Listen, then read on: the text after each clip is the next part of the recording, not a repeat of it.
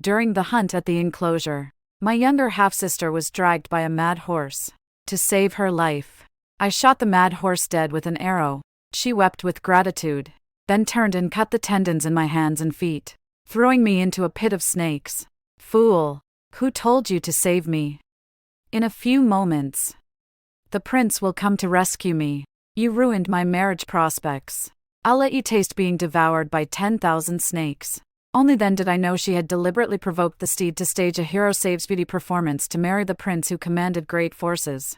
When I opened my eyes again, I was back at the day my half-sister was being dragged by the mad horse. I didn't raise my bow that time. Instead, I blocked the guard who wanted to go rescue her. If you want to marry so badly, then gamble your life for that outrageous fortune yourself. Miss. Quick. Save second miss. You're the best archer, shoot the horse or second miss will die. Father's chief guard shouted at me urgently, veins bulging on his forehead. I ignored him and only looked coldly at a short distance where my supposed good sister Selina was being crazily dragged across the grass by a black steed. Her splendid riding attire had been torn to shreds. Expensive hairpins and jewelry scattered on the ground. Her carefully styled hair in disarray, looking like a madwoman. She let out increasingly shrill, terrified screams. Help! Someone save me! Your Highness! Save me! As she was being dragged, she kept casting pleading glances toward the men on the distant hunting stand. That man was the prince who commanded great forces and the emperor's most relied upon younger brother, Prince Julian, the most important role in Selina's hero saves beauty drama in my previous life. At that moment, I drew my bow, took aim, and released the arrow that killed the mad horse, saving Selina. But how did she repay me? On the eve of my wedding, she smiled and cut the tendons in my hands and feet. Sister, why did you save me? Do you know that your arrow took away the outrageous fortune of me becoming Prince Julian's wife? You ruined my match. I will ruin your life. She had me thrown into a pit of 10,000 snakes. I'll never forget the pain of flesh being torn and bones being gnawed. Selina, this time I won't save you again. If you want to gamble for that fortune, gamble with your own life. Miss, what are you waiting for? The chief guard, seeing me still motionless, was about to rush forward in his anxiety. I suddenly raised a hand to stop him. My voice was as cold as ice. Don't go. The chief guard froze. Miss, if you all rush forward now, you'll only further spook the horse. If it crashes into a noble, who among you can bear the consequences? I glanced at the hunting stand not far away, where the most honored imperial relatives of the day sat. The guards hesitated instantly. Colliding with a noble could be a capital offense. In that moment of hesitation, a dark figure leaped down from the stand. Prince Julian finally acted. Joy exploded in Selina's eyes. It worked. She had gambled and won. I watched the triumph in her face and let a barely noticeable cold smile curve my lips. Did you really win your bet? Just as Julian was about to catch up with the mad horse, I seemingly idly flicked a small stone at an unattended horse nearby. The horse was startled, let out a long neigh, and bolted toward Julian and the mad horse. Everything happened in a flash. To avoid the charging horse, Julian's body stuttered. That brief falter caused the horse dragging Selina to slam her violently into a huge boulder beside them. With a thunderous boom, blood instantly stained the rock. Selina let out a scream more piercing than any before, and then fell silent. The mad horse was flung away by the force of the impact and lay twitching until it stopped. The enclosure fell deathly silent. Everyone was stunned by the sudden turn of events. Julian was the first to react. His face darkened as he stepped forward a few paces to Selina's breathing. There was still a faint breath. Summon the imperial physician, he commanded, and the scene instantly erupted into chaos. Father and his stepmother tumbled down from the hunting platform, rushing to Selina's side. Young miss, my dear young miss, the stepmother cried out, her heart tearing apart as she clung to her blood-soaked daughter, her poison-tinted eyes glaring fiercely at me.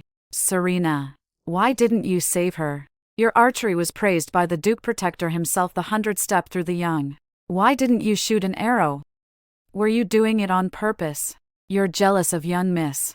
She screamed at me as if I were the one who had harmed Selina.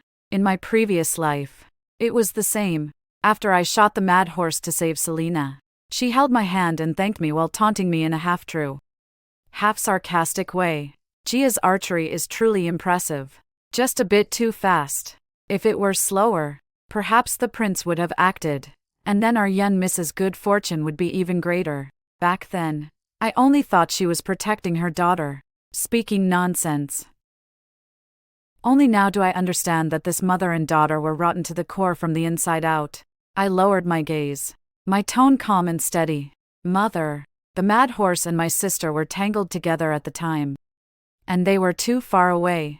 I wasn't completely confident I could hit the horse with one arrow without hurting my sister. If I missed and hurt my sister, who would bear that responsibility? I didn't dare to gamble. My words are reasonable and justified, leaving no flaw anyone can nitpick. If I don't dare to gamble, I will have cleanly detached myself. My stepmother was choked speechless by me and could only point at me, trembling with anger. You cold-blooded and ruthless. Enough. Father barked at her in a low, stern voice. He glanced at Selena, who had been lifted onto a stretcher by the imperial physicians and whose life or death was uncertain, then looked at me, expressionless. His gaze complicated. In the end, his eyes fell on Prince Julian. My daughter has behaved improperly and disturbed your highness. This minister deserves 1,000 deaths. Julian's gaze, however, passed over my father and fell on me. Those were a pair of bottomless eyes, sharp as an eagle's, as if they could see through a person's heart. Just now, was it you who stopped the guards? He asked. His voice was low, betraying no joy or anger. All eyes instantly focused on me. I met his gaze, neither humble nor arrogant. I did. Why? The guards rushing in startled the horses, causing greater chaos and possibly trampling the prince and the nobles on the viewing platform. I paused, then added, waiting for the right moment and letting someone capable deliver a decisive strike is the most prudent approach. For example, you. Your Highness. I lifted him up high in praise, keeping my own stance exceedingly humble. What I said was the truth and also the most perfect explanation. Julian stared at me for a long time. It went on so long.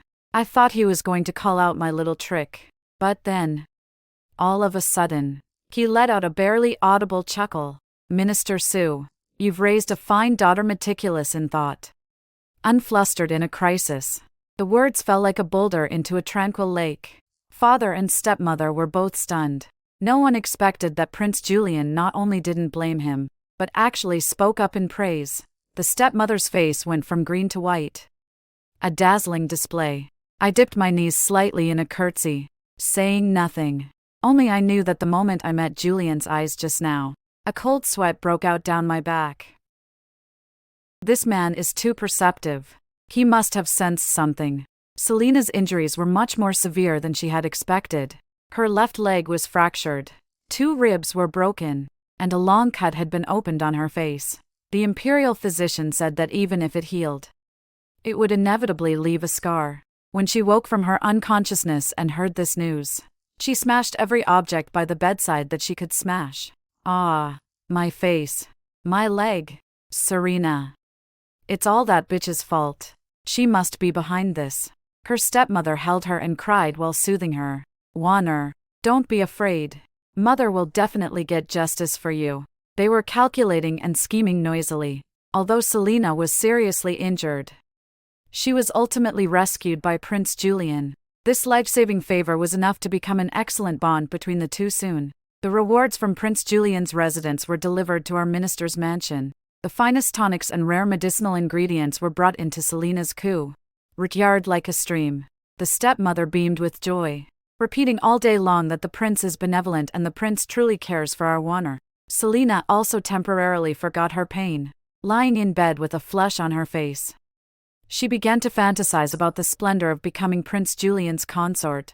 They all thought that this great drama, though somewhat rocky in its course, would have a happy ending. Only I knew that this was only the beginning.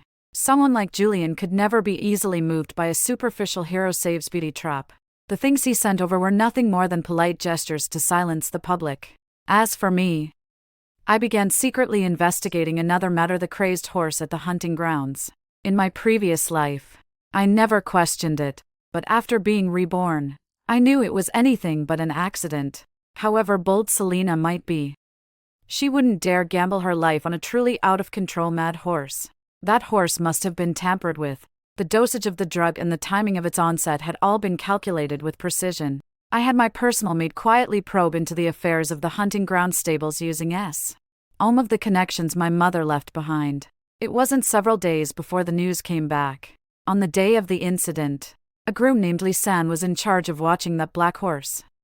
But afterward he disappeared without a trace. Some said he had taken a sudden windfall and returned to the countryside to marry. I scoffed. A trick to silence someone after killing them, they said. But I discovered something even more interesting. This Lisan was a distant relative from my stepmother's family, placed in the stables at my mother's request. Indeed, this was not just Selena's idea alone. Behind it was the wholehearted support of my dear stepmother. The day after I obtained the evidence, envoys came from Prince Julian's mansion again. This time they did not bring rewards. It was Prince Julian himself who personally paid a visit. The entire minister's residence was in an uproar. My father and stepmother were so excited they nearly knelt to receive him. Selena struggled to rise from bed, carefully dressed, preparing to welcome the man she loved. However, when Julian entered, he didn't even look at my father, who was excitedly seated in the main chair. His gaze swept the hall and finally fixed on me, quietly drinking tea in the corner. "Today I have come to play a game of chess with Miss Serena," he said. The room fell silent. Everyone was stunned. The smile on my stepmother's face froze. Selena, freshly made up and just brought to the doorway by her maid, heard the words and instantly went as pale as paper. My father was the first to come to his senses, his face full of ingratiating smiles. "The prince is jesting. My daughter is dull-witted. How could she play chess? She would only spoil the prince's refined amusement." As he spoke, he gave me a look, urging me to refuse. Selena's face had gone pale as well. She looked pitiable and began, "Prince." She tried to speak but was cut off by a cold glare from Julian. Julian ignored everyone and simply looked at me, repeating, "Miss Serena, will you honor us with your presence?" His gaze allowed no refusal. I set down my teacup and stood, giving him a slight smile. If the prince commands, how could Serena disobey? The board was quickly set up in that bustling, scheming hall. Julian took black. I took white. He placed his pieces like gusts of wind, his moves bold and sweeping, aggressive, pressing step by step and giving me no chance to breathe, just like his domineering, forceful manner. I, however, remained calm and steady, responding move for move. He attacked and I defended. He advanced and I retreated. The black and white stones clashed fiercely across the board, and the atmosphere in the hall grew unbearably tense. My father and stepmother stood to one side, not daring to make a sound. Selena stared fixedly at the board, her eyes full of envy and hatred as if they could burn 2 holes through me. She couldn't understand why Prince Julian regarded Serena, the wooden beauty, so differently. After all, she was the one who had been rescued. She was supposed to be the one to receive attention. After the incense stick burned down, I placed the final piece. "Prince, you have lost." A long white dragon severed the sea of black stones, leaving them no way out. Julian stared at the board in silence for a moment, then suddenly let out a low laugh. "Interesting." He lifted his head and looked at me with burning eyes. "Miss Serena's style of play is rather different from the gentle, demure lady the rumors describe." I smiled faintly. "Rumors are mostly not to be trusted." "Indeed." Julian nodded meaningfully. "For example, the rumor says the second miss fell from her horse was an accident. But to me it looked like a carefully planned performance." Boom! The words exploded like thunder in everyone's ears. My stepmother and Selena's faces immediately drained of color. My father staggered back, looking at his wife and daughter in disbelief. Julian, as if unaware of their reactions, continued slowly, "It's just a pity the actress wasn't professional enough and the props failed. She nearly acted herself to death." Each word struck at the heart. Stripping away Selena's unpresentable schemes and throwing them to the ground to be trampled. Selena could no longer hold on and burst into tears. Prince. You've got it wrong. It's not like that. I didn't. My stepmother panicked as well and hurriedly knelt. Your Highness is discerning. My girl would never be so bold. There must be a misunderstanding. A misunderstanding. Julian's tone suddenly turned cold. Then let my men investigate and see whether it is a misunderstanding. No sooner had he finished speaking than 2 palace guards in flying fish uniforms entered from outside. One of them dragging a man who had been beaten half to death. That man was the missing coachman, Lee San. A shock went through me. How fast. My people had only just found a lead. And his men had already brought back a live captive. Lee San was thrown to the ground. When he saw my stepmother, he immediately began crying and kowtowing. Madam, save me. Madam, what did I say? I didn't say anything. That cry was tantamount to a confession. The truth lay exposed for all to see. Father trembled with rage, pointed at his second wife, his lips quivering, unable to form a single word. Selena collapsed completely to the ground, her face ashen. Everyone believed that this farce was finally over, but I knew the real show was only just beginning. I stood up and walked to stand before Julian, bowing respectfully. My lord, in fact, you have also misunderstood. Julian raised an eyebrow at me, meeting his probing gaze. I slowly opened my mouth. My voice was not loud, but it carried clearly throughout the entire hall. My younger sister isn't trying to put on a damsel in distress act for a hero to save. She wants your life.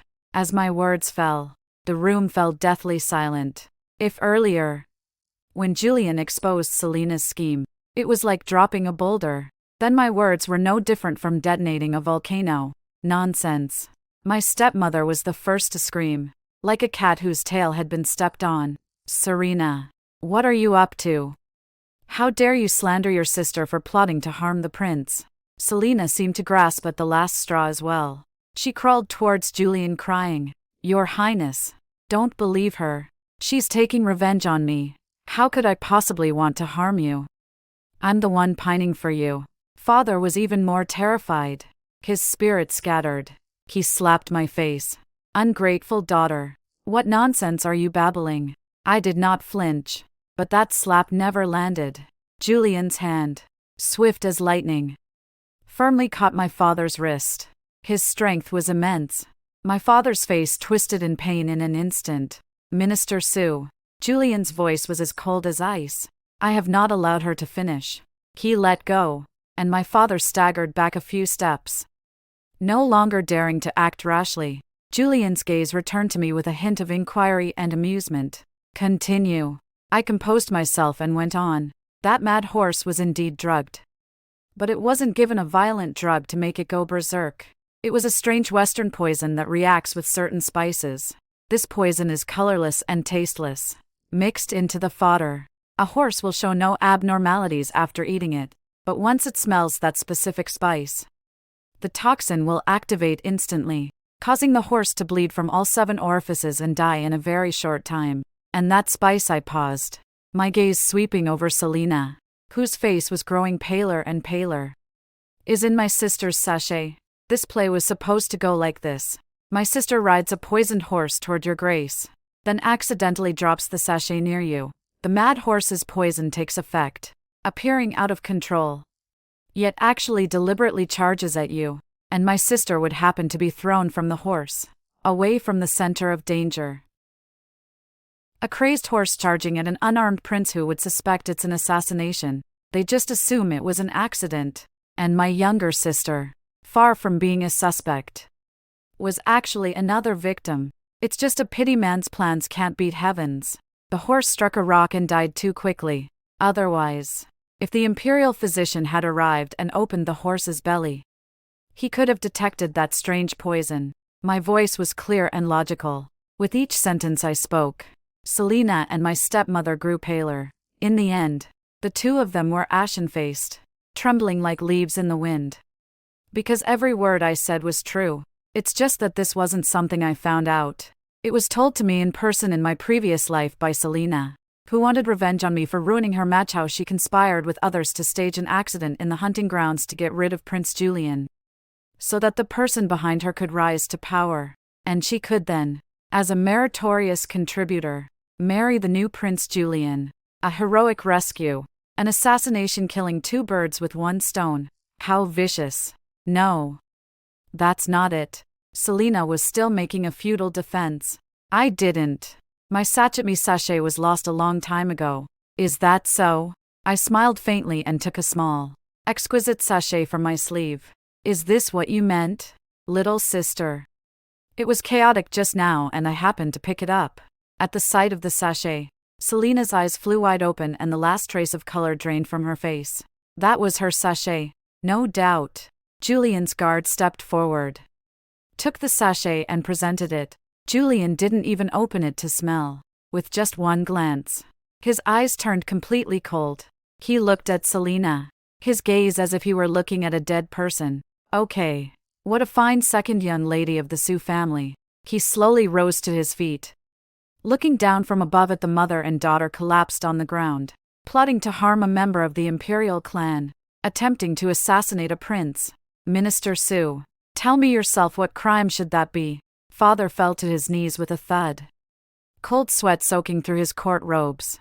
Spare me, Your Highness. Spare me, Your Highness. I have failed to discipline my daughter.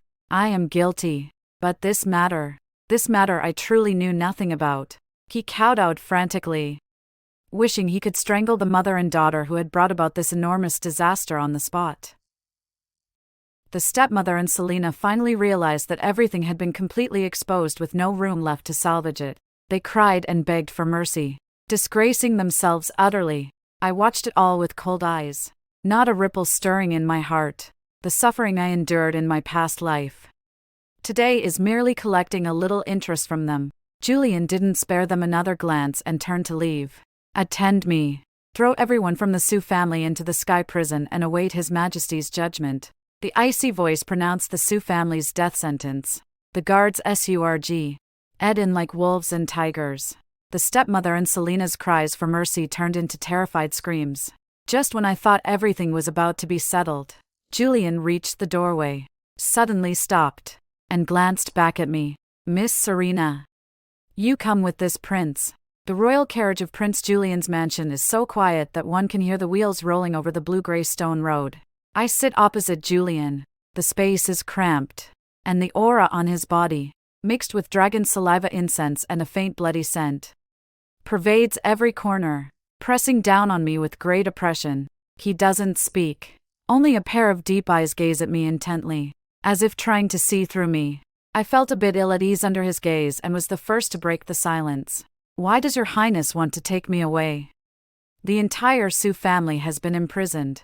As a daughter of the Sioux family, I should share their guilt. Julian's lips curved into a mocking arc. A Sioux family woman. If you truly saw yourself as a Sioux family woman, you wouldn't have, here in the main hall today, personally pushed the Sioux family into eternal damnation. His words struck right at the heart. A chill ran through me, but my expression remained calm. I was just telling the truth. Truth. Julian gave a light laugh. Serena, do you take me for a fool? That exotic poison from the Western Region 7, the Imperial Court physicians might not recognize it. How would you? A minister's daughter raised in deep seclusion. Know of it. The time and place you found the sachet are far too coincidental. And also, your motive for exposing Selena, was it really for me? With each question he asked, he closed in on me a little more, his overwhelming presence pressing down until I could barely breathe. I clenched the hand hidden in my sleeve, my nails digging deep into my palm. Rebirth is my greatest secret and I must never let him know. I must give him a reasonable explanation, one that will convince him. I opened my mouth, my mind racing. Just then, a clamor rose from outside the carriage. Assassins! Protect His Highness! Before the words had even fallen, several sharp arrows whistled through the carriage wall and shot inside. One arrow came straight for my face. My pupils contracted sharply. There was no time to dodge at all. The next second, a tremendous force yanked me away. I crashed headlong into a hard, searing chest. my nose filled with the strong scent of his masculinity. "Sit properly." Julian's deep voice sounded above my head. He pressed me into his arms with one hand, while the other had already drawn the soft sword at his waist. With a crisp clatter of ding ding dang dang dang, the arrows shooting into the carriage were all cut down by him. The fighting outside grew ever fiercer. The clash of blades and the sound of flesh being cleaved were clearly discernible. The carriage jolted violently, as if it might fall apart at any moment. I was tightly confined in Julian's arms, unable to move. His chest burned like a branding iron, and through him, I could clearly feel the brutality of the battle outside. In 2 lifetimes, this is the first time I have come so close to death. In my past life, in the snake pit, it was a hopeless, slow torture. Now, it is a swift, bloody fight. I don't know how long had passed before the sounds outside gradually subsided and the carriage came to a stop. "Your Highness, the assassins have all been eliminated," the captain of the guard spoke, carrying a trace of fatigue and the scent of blood. Julian finally let me go. I hurriedly stepped back from his embrace, tidied my disheveled clothes, and my cheeks felt somewhat hot. He looked as calm as ever, only glancing at me faintly. It seems someone doesn't want anyone from the Sioux family to walk alive into the celestial prison. My heart skipped a beat. To mobilize so many suicidal assassins to attack a prince on the capital streets, whoever is behind Selena certainly wields considerable power. "Aren't you curious who it is, Your Grace?" I asked. Julian sat back down, deliberately wiping the bloodstains from the blade. "Not curious, because I know who it is." He lifted his gaze to me, eyes sharp as a blade. "Now, it's your turn. Serena, you still haven't answered my question. Whose person are you, really?" The topic circled back to the starting point, and it was even more dangerous than before. After this assassination attempt, he'll only be more suspicious of me. I took a deep breath, knowing that if I couldn't give him a satisfactory answer today, I was afraid I wouldn't be able to walk out of this carriage. I lifted my head, looked straight into his eyes, and spoke word by word. "Do you still remember the name Wan Linshi, Your Highness?" Wan Linshi. At the sound of those 3 characters, Julian's hand cleaning the sword blade suddenly froze. He looked up, and for the first time, there was shock in his eyes, along with a faint, barely perceptible pain. How do you know that name?" His voice was a little hoarse. "Wang Linshi was my mother's given name and a taboo sealed away by the capital's great families for more than a decade. My mother had once been the only legitimate daughter of the Dingwu Duke's household, the brightest pearl of the capital. She and the current sovereign and the Prince Julian before me grew up together as childhood sweethearts. It was rumored the late emperor intended to grant her in marriage to Julian while he was still a prince, but for some unknown reason, she suddenly married my father Xinjing, who at the time was only a 6th-rank minor official. From then, the pearl was dimmed. A few years later she died in grief, and the name Wan Linshi gradually faded from people's memories. Watching Julian's reaction, I knew my gamble had paid off. I don't just know her name. I took from my neck the pendant I wore close to my body, a piece of very fine warm jade, carved with a lifelike flower. I also know this pendant was the birthday gift you once gave my mother.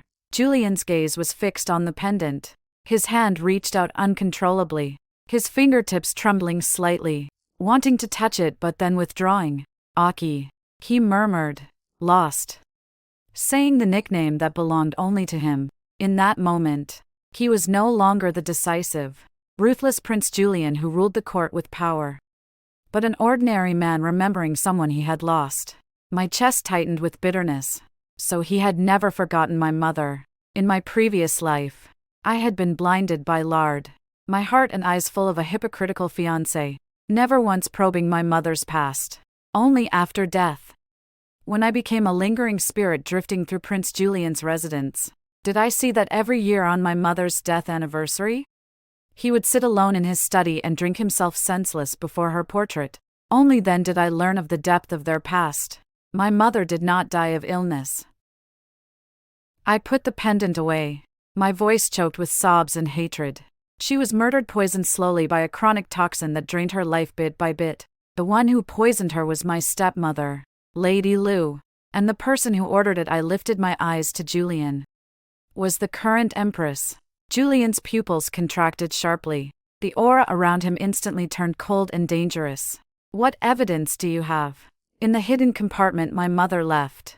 There is her diary, recording the steady deterioration of her health and her suspicions about Lady Lu and the nanny the Empress sent. The diary, which should have been given to my father, was hidden by Lady Lu. I stumbled upon it by accident. As for the exotic poison from the western regions and the sachet secret, they were discovered in a scrap of paper within the diary. It was something my mother had overheard the Empress talking about with a western merchant years ago. He thought it important and wrote it down. I told the half-true, half-full story slowly. The diary was real, but it was not I who had found it myself.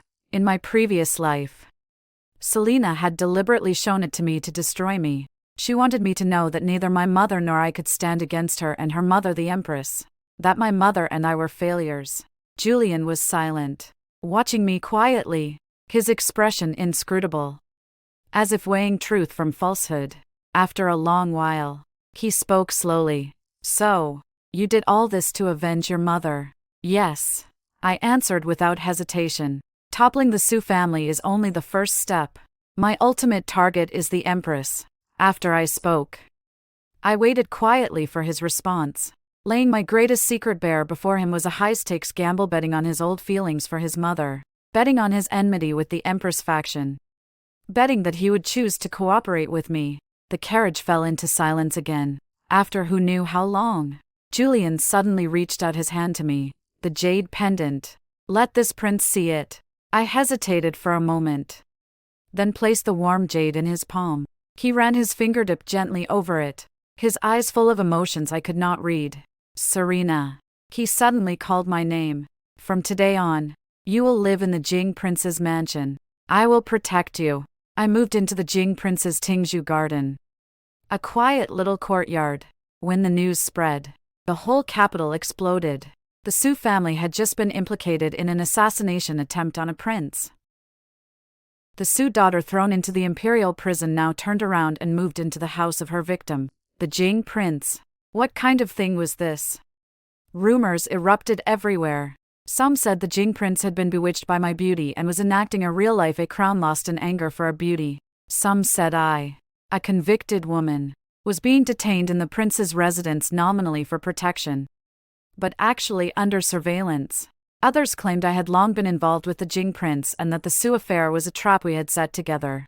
I ignored all the outside clamor. I was waiting for Julian's next move and waiting for the Empress's reaction. The Su family had fallen. The Empress had lost one of her arms in court, with Selena's important pawn ruined. She would not let this go. Sure enough, within 3 days, someone arrived from the Palace Aunt Jean, the most favored stewardess beside the Empress. She carried the Empress's imperial decree, ostensibly to visit, but really to apply pressure.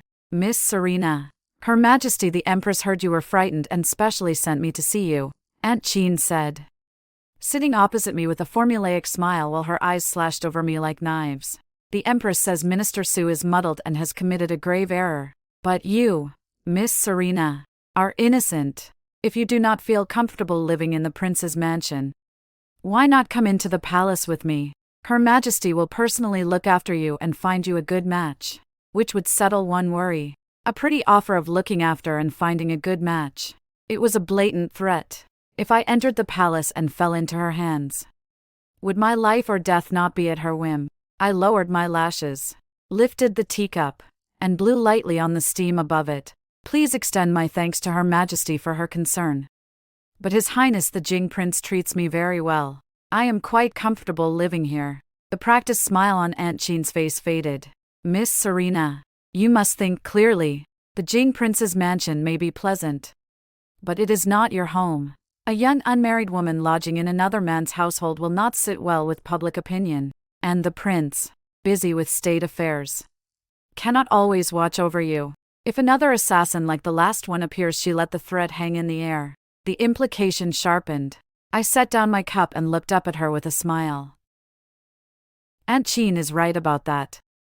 But you may not know that the prince has moved his personal guards into my Tingzhu garden to protect me. He said that whoever dares lay a hand on a hair of mine will have their whole family buried with them. I spoke while watching Aunt Chin's face. It stiffened exactly as I expected.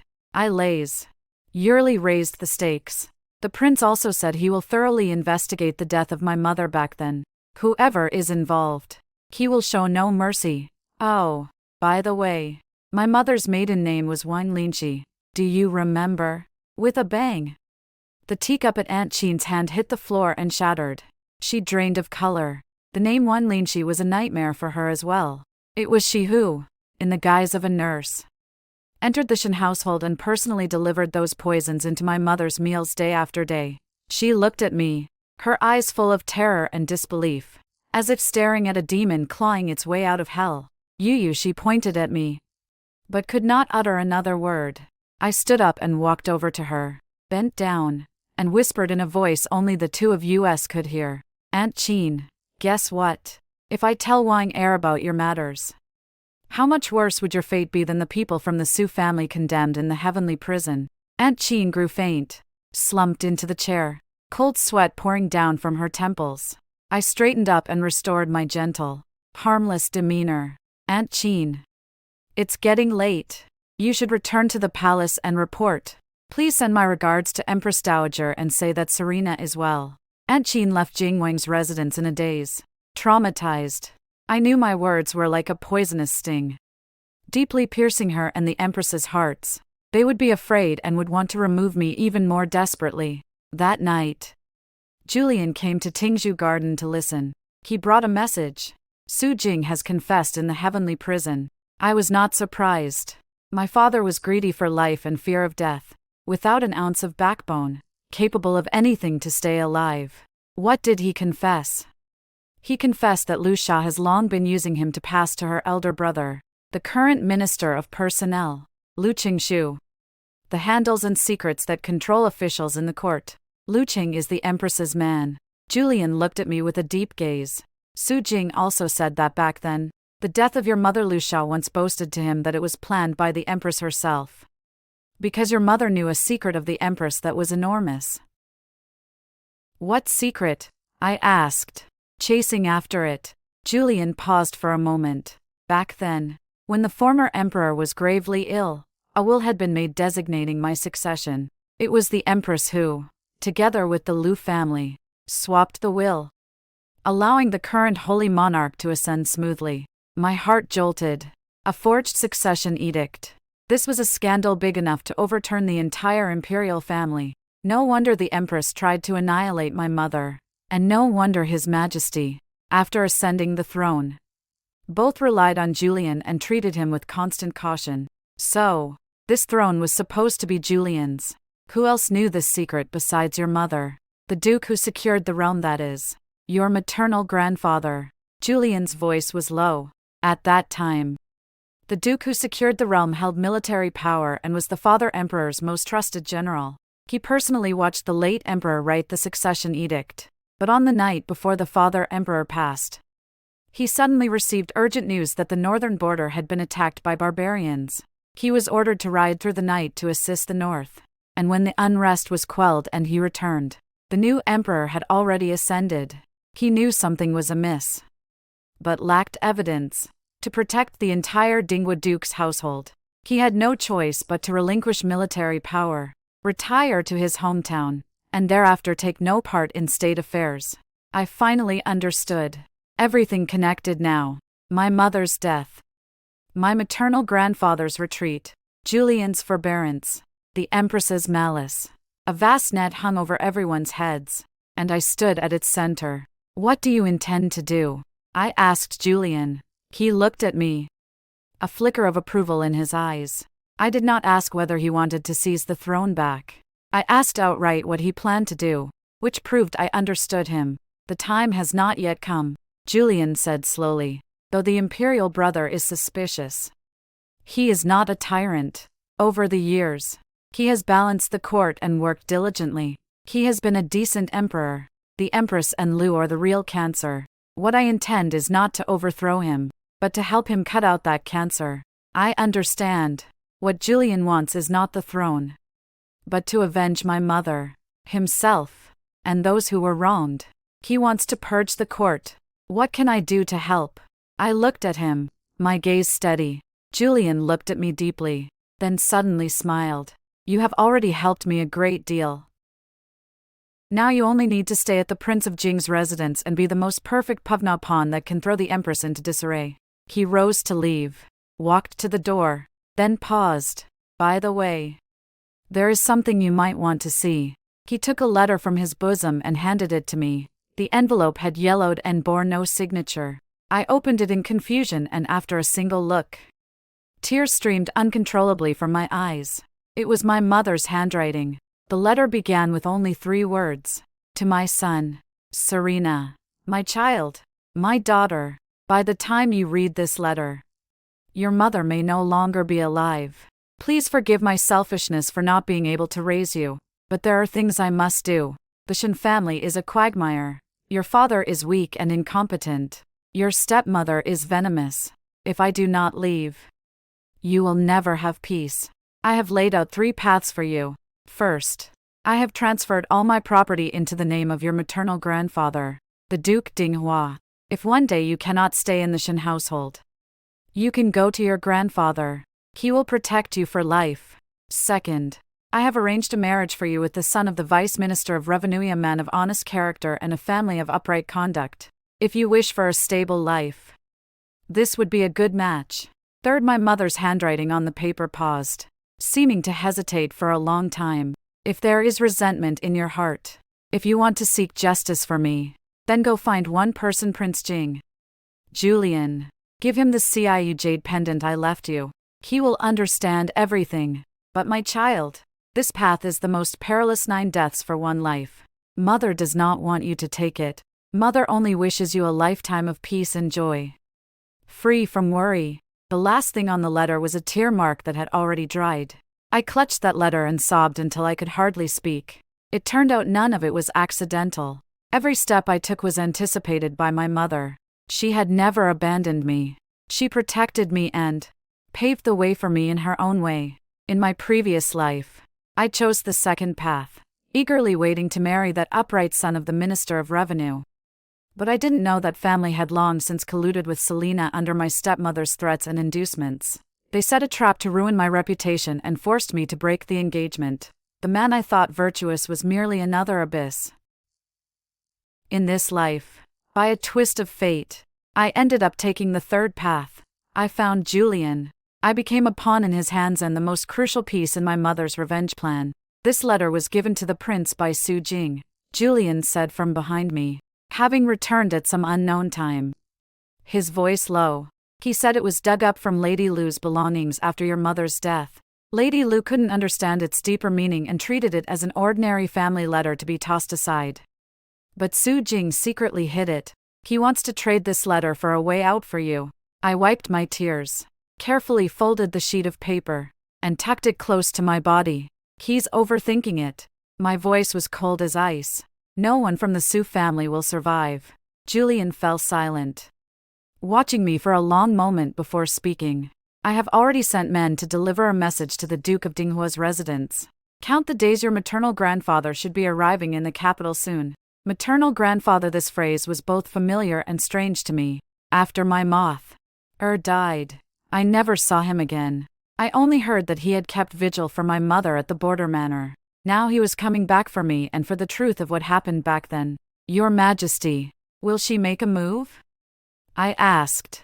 She will be more desperate than we are. A cold light flashed in Julian's eyes. If the switch of the will is exposed, it won't only be her, the entire Lu family, even the crown prince, will meet ruin. So she will surely act before we do. What will she do? Silence them. Julian enunciated each word.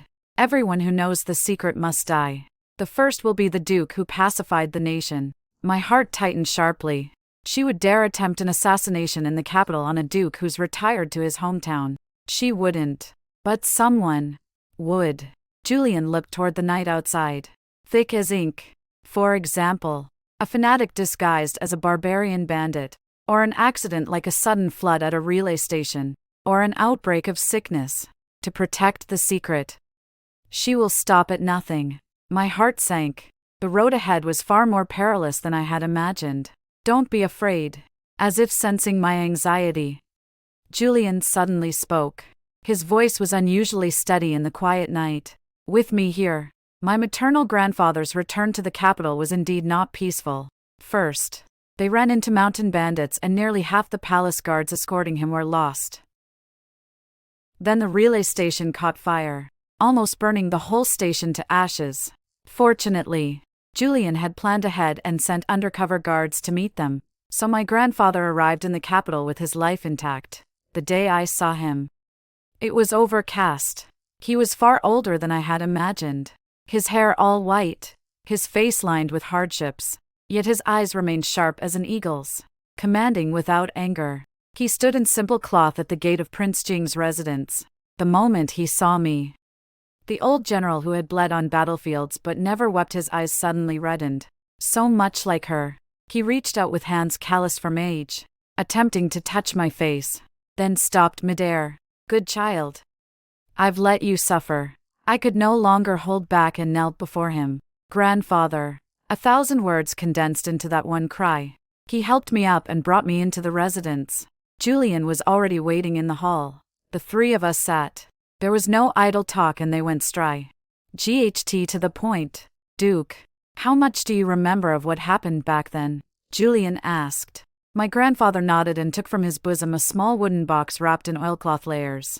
Before the late emperor passed, he secretly summoned me to the palace, knowing his days were few.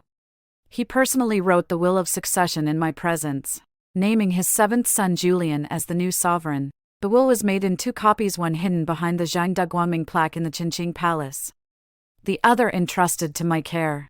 My maternal grandfather opened the wooden box. Inside was a roll of bright yellow parchment, a testament of succession. Julian and I were both stunned. We had assumed the original testament had long since been swapped, destroyed, and wiped from existence.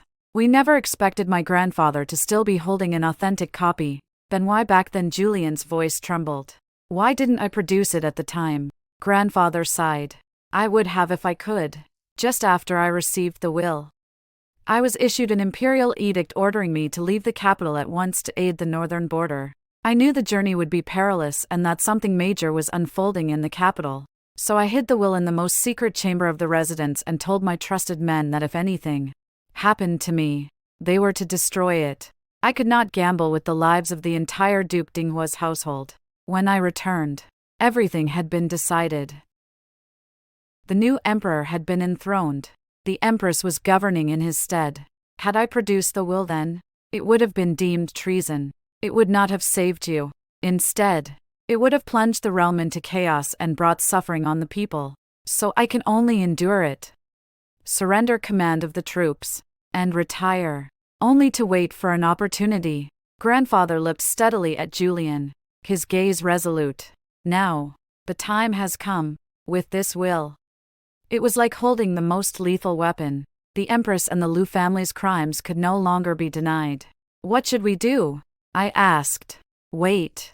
Julian's eyes glittered with calculation. Wait for the best moment that will bring this will before the whole world. What moment? The Longevity Festival. The Longevity Festival, a time of universal celebration. Envoys from all nations, civil and military officials would all gather together to reveal the imperial family's greatest scandal publicly. On such an occasion, the consequences would be unimaginable. That's way too risky. I blurted out. No breaking without standing. Julian looked at me. Serena. 2. You must use the strongest medicine. Don't worry. I won't embarrass the imperial brother. What I want is only a truth. A fair outcome.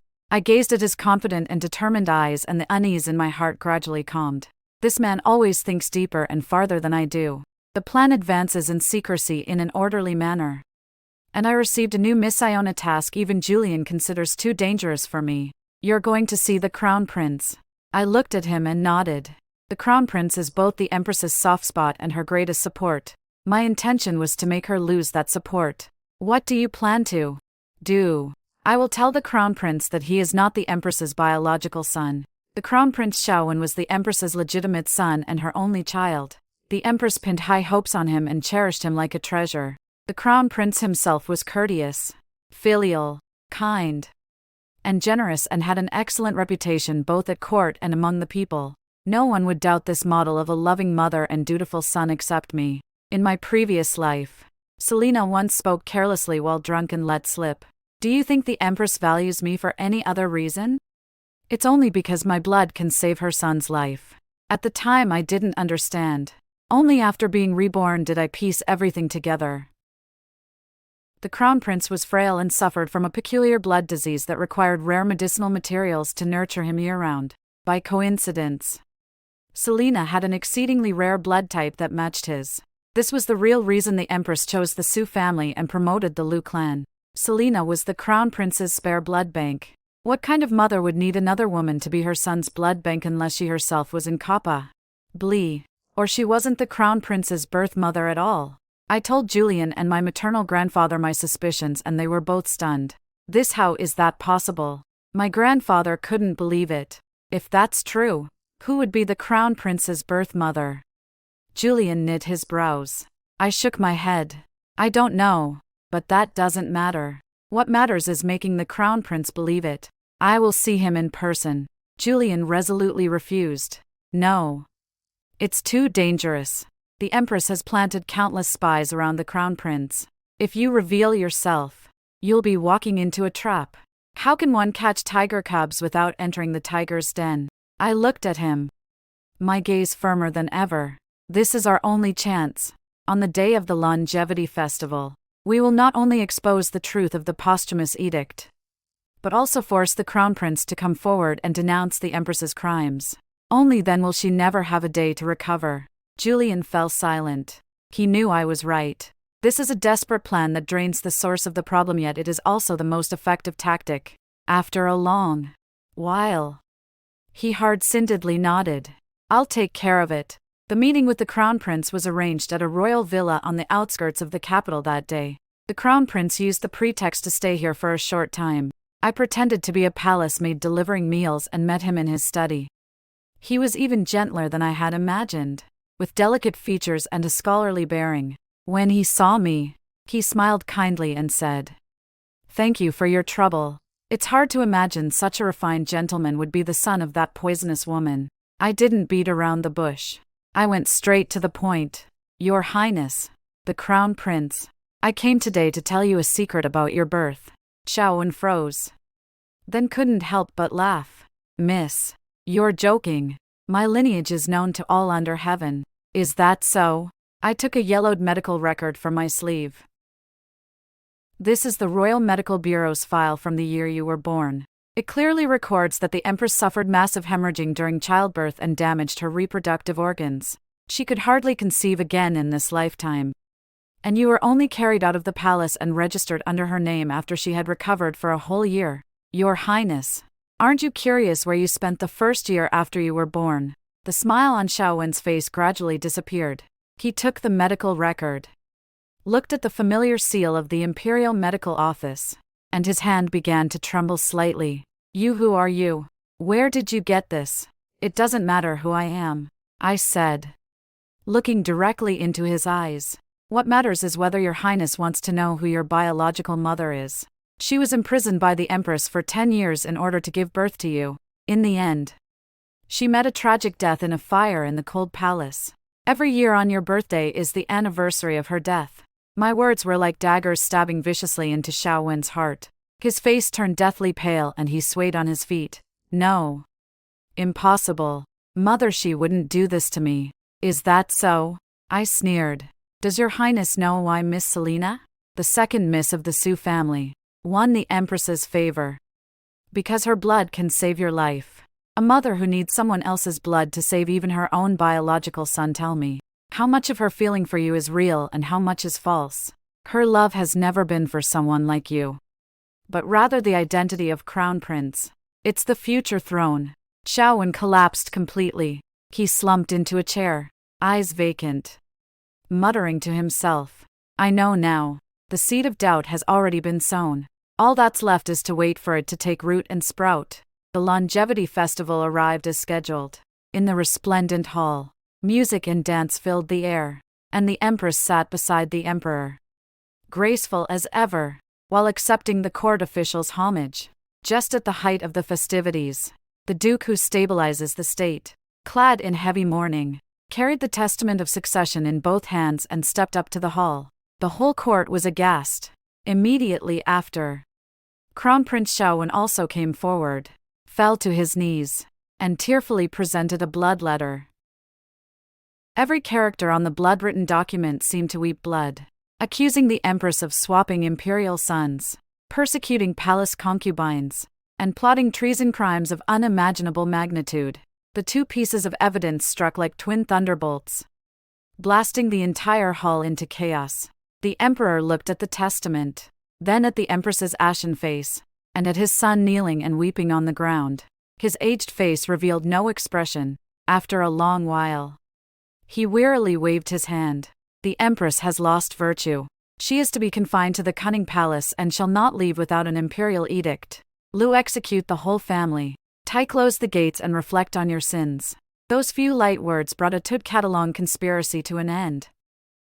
No deposition. No ordered death for the empress. This might be a punishment more painful than death.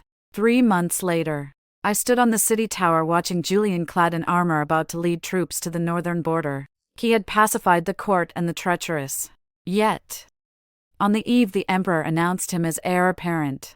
He petitioned to go to the frontier. He returned the position that should have been his to his cowardly elder brother who had been that way his whole life. You're not waiting for me to come back? He asked. I shook my head and handed a tiger tally into his hand. It was the military token of the Duke of stabilizing the state left by my maternal grandfather. It's mine now. Take care of it. I want to walk the rest of the way myself. I wanted to see the Duke of stabilizing the state, residence where my mother once lived, to walk the northern grasslands she once walked. Julian took the tiger tally, looked at me deeply, and did not persuade me further. All right, he said only one word. I'll wait for you. He turned, swung up into the saddle. His dark cloak snapped in the wind. The army set out. I stood on the city tower watching his figure vanish into the swirling sand. After a long while, I turned and walked down from the tower. The capital's splendor had nothing to do with me. The grievances of my past life were already settled.